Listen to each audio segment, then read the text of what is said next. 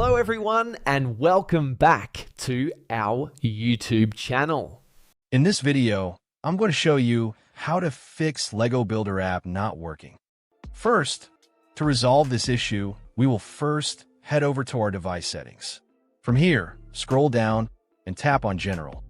Once you're in the General Settings tab, look for iPhone Storage option and tap on it. Over here, you can either search for the app or you can scroll down and look for it. Then tap on the app. On the next screen, you need to tap on the Offload app option. A confirmation pop-up will come up.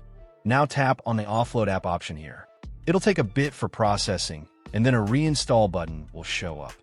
Simply tap on it to reinstall the app. This should resolve the issue, but if it doesn't, then you need to check if the app is running an older version. Head over to App Store. From here, double tap on this search icon in the bottom right corner, and then search for the app. Once the app comes up in the search result, and if you see this update button right next to the app, simply tap on it to make sure you're running the latest version of the app. However, if you continue to encounter this issue, then you will need to completely reinstall the app, which usually resolves the problem. Head over to this screen the way we did before, and over here, tap on the Delete App option here to uninstall the app from your device. A confirmation pop-up will come up. Now tap on the Delete option here. Once uninstalled, open up App Store and search for the app in the search bar.